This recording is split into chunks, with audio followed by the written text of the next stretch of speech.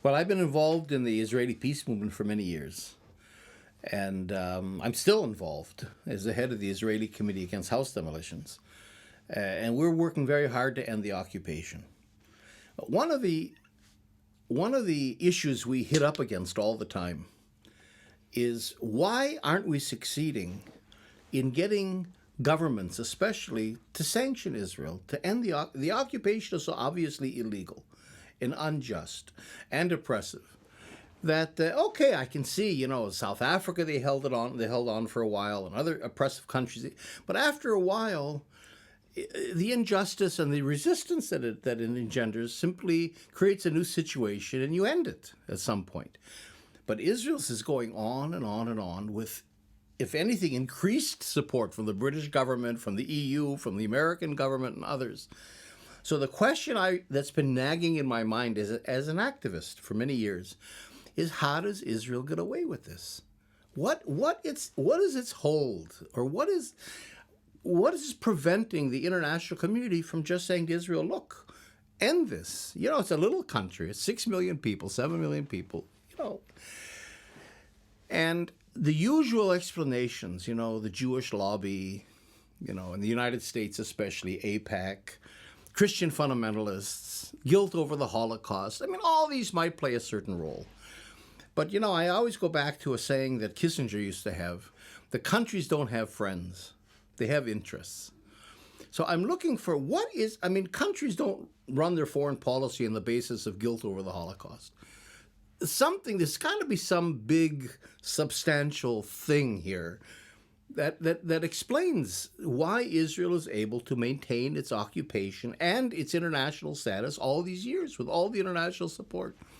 Another question, by the way, that relates to this is, why didn't Israel give up the West Bank and Gaza? Why didn't it go for a two-state solution that would have been just, they would have had peace, they would have had security, and 78% of the country? So you can ask the question from both ways.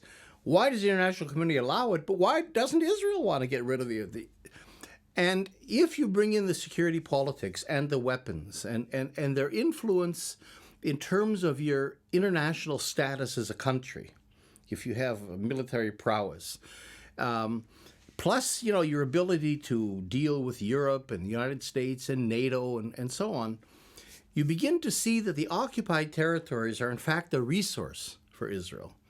They're like a laboratory where Israel develops the weapons and the security systems and what I call the matrix of control, this model of control and pacification that in fact it exports. So it's not only a matter of economics. Of course, weapons and military goods and security and so on is a huge part of the Israeli economy. But security politics goes beyond that. And it really says there's kind of an old boys network of generals and men with all their military toys all over the world, from the Pentagon, but down to the littlest dictatorship anywhere. And so, in a sense, by selling its weapons, by giving hegemons of the world, in a sense, the bigger ones and little ones, access to its own military technologies, by helping the hegemons develop weapon systems that are effective and security systems. And I put it within the framework, actually, of the whole capitalist world system, from the point of view that in the whole world, in a way, is becoming a Palestine. In other words, the rich countries, and especially the rich within the rich countries, are beginning to live in kind of an archipelago of gated communities with secure corridors to their resources and to each other. And the rest of the world is in flames. And in a sense, the rest of the world is like Palestine. These are where the poor people are, or the oppressed people, the peoples living on the valued resources, and so on, that you have to keep under control and to pacify them as much as possible. So that, in a sense, what I'm saying in the book, I guess, is that Israel over Palestine is a microcosm of the much larger global capitalist system. So that Israel, in a way, is globalizing Palestine. You can't explain, for example, the attack in the summer of 2014 on Gaza by military give a military explanation. The threat of these little rockets of Hamas weren't major. There was no real existential threat. Certainly no threat militarily that would have this massive response of artillery and missiles. And I mean, it was clear in Israel, in fact, and the Israeli companies have publicized this, that it was a laboratory. It was an exercise for testing out new types of equipment and devices.